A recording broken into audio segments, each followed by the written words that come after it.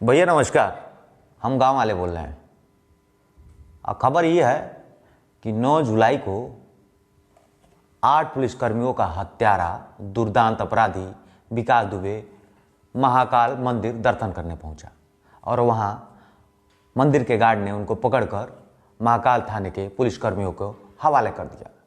ये बात जब ही मीडिया पर आई तो तमाम खाकी और खादी के बड़े बड़े नेताओं के दम फूलने लगे, ऊपर नीचे होने लगा और उन लोगों को लगने लगा था कि उनका राज खुल जाएगा। और आज सुबह पुलिस प्रशासन उज्जैन से यूपी के लिए 10 गाड़ी लगभग 30 पुलिसकर्मी लेकर निकल गए होए होए होए होए करते।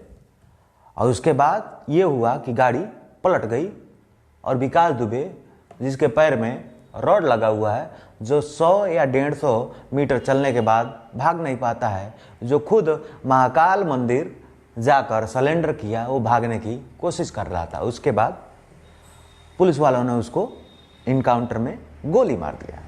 ये कहानी देखा देखा था लग रहा था। 90 के दशक में जब आप मिथुन दादा की फिल्में देखे होंगे तो भैया लगता होगा कि जो गुंडा होता था लॉकअप से निकलता था और उसको पुलिस प्रशासन गाड़ी यानी कि जीप में बैठाता था, 4 जीप आगे और 4 जीप पीछे और बीच में गुंडा रखता था और हॉर्न सायरन बजने लगता था, हूँ करके जैसे जाता था। फिर आगे जो है रोड पर एक इटकोहा मिल जाता था और गाड़ी पलट जाती थी। फिर गुंडा भागने की कोशिश करता था और फिर पुलिस वाला दौड़ दे मार देते थे गोली और वही मर जाता था। सेम वैसा ही मौत हुआ है। 90 के दशक की कोई फिल्म देखेंगे तो आप सबको लग रहा है अरे वाह ये तो वही कहानी है। लेकिन मैं आप सबको बता दूं कि विकास दुबे के मर जाने के बाद तमाम बड़े बड़े अफसर, बड़े बड़े नेताओं के सांस में सांस आ गया होगा। काहे कि जानते हैं, जब कल पता चला टीवी, न्यूज़, सोशल मीडिया के माध्यम से कि भैया विकास दुबे पकड़ा गया है और अब ऐसे तरीके से पकड़ा हुआ है कि उसका एनकाउंटर नहीं होगा। काहे कि वो मंदिर में गया, वो भी कहीं ना कहीं प्री प्लान के तहत गया कि हम मंदिर में जाएंगे। और एक कहावत भी है कि जो महाकाल का दर्शन करता है उसकी अकाल मृत्यु नहीं होती है। तो कहीं ना कहीं यही सोच के वो भी गया था और वहाँ पे गया, पकड़ा गया और आज यूपी आना था। तो कहीं ना कहीं तभी से तमाम पुलिस अफसर, नेताओं के सांस फूलने लगे थे और उनके राज खुल जाते हैं। विकास एक दुर्दांत अपराधी जिसकी मौत होनी थी, लेकिन उसका मौत कहीं ना कहीं तमाम नेताओं को बख्श दिया। और यही कारण है ये जो फिल्म वाला स्क्रिप्ट पुलिस ने रचा है। कुछ दिन पहले विकास दुबे के साथ ही प्रभात मिश्रा की मौत हुई थी, जो गाड़ी पंचर हो गई। ये भी जो है 80 के दशक के आसपास की कहानी लग रही है। और वही उसका दूसरा स्टेप पहले ये था कि विकास को चार्टर्ड प्लेन द्वारा लेके जाया जाएगा, लेकिन भैया चार्टर्ड प्लेन कैसे पलटेगी, ये स्क्रिप्ट में मैच नहीं करता। इसलिए पुलिस प्रशासन ने उसको गाड़ी से ले गई और एकदम हाईवे पे गाड़ी पलट गई। ये सोचने वाली बात है। और उसके बाद जो अपराधी खुद ही आत्मसमर्पण किया वो भागने की कोशिश करने लगा, वो भी 30 पुलिस वालों के बीच में। तो जो स्क्रिप्ट राइटर है कहीं ना कहीं थोड़ा सा मिथुन दादा की फिल्मों से प्रभावित है। लेकिन इस मौत से तमाम लोगों के जान बख्श गई। तमाम लोगों के सफ़ेद कपड़ों पर काले धाबे जो दिखने वाले थे, जब विकास दुबे कोर्ट में जाता, उसकी पेशी होती तो तमाम लोगों के राज खुल जाते। अब आप जान लीजिए हमारी नज़र से विकास दुबे के बारे में। विकास दुबे का जो है सभी राजनीतिक पार्टियों से साठगांठ था। 10 से ज़्यादा साल वो बहुजन समाज पार्टी में रहा, समाजवादी पार्टी में रहा, भारतीय जनता पार्टी यानी कि मौजूदा सरकार में भी तमाम नेताओं से उसके अच्छे संबंध थे। और एक बार जो है वो नगर पंचायत का भी चुनाव जीता है। दूसरी बात ये जान लीजिए कि संतोष शुक्ला दर्जा प्राप्त राज्य मंत्री, जिनकी हत्या थाने में हो जाती है विकास दुबे द्वारा, और तमाम पुलिस वाले उस दौर में मौजूद रहते हैं। लेकिन यह साबित नहीं हो पाता है कि हत्यारा विकास दुबे ही है। चार्जशीट दाखिल होता है लेकिन चार्जशीट कमजोर रहता है। गवाह न मिलने के कारण 2005 में विकास दुबे बरी हो जाता है। एक और बात, स्थानीय लोगों द्वारा कहना यह है कि विकास दुबे एक प्रार्थना अध्यापक के मामले में आजीवन कारावास पे था।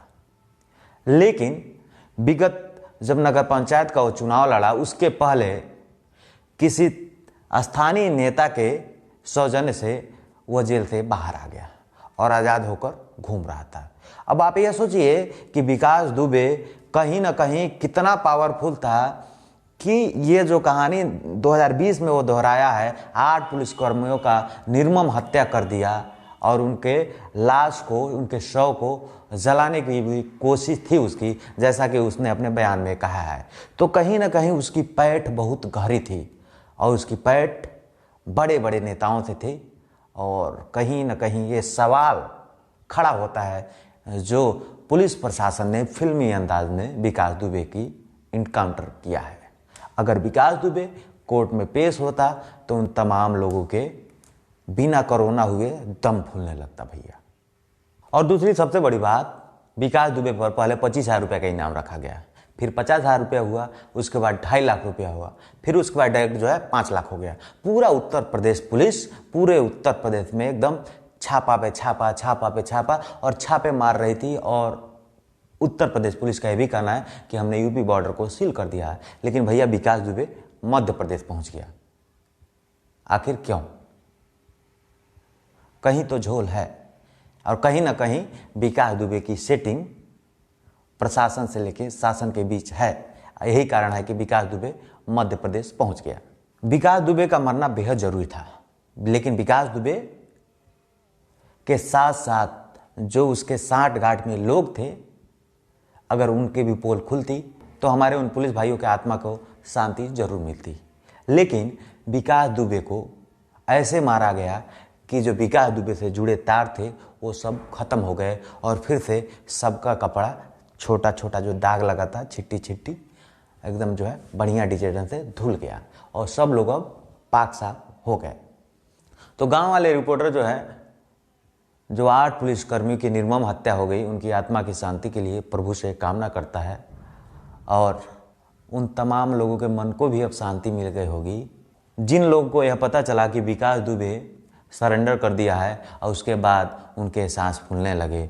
लेकिन अब जो है विकास दुबे की इनकाउंटर में, एक फिल्मी इनकाउंटर में उसकी मौत हो गई। उसके बाद तमाम खाकी और खाकी को भी बहुत सुकून मिला होगा।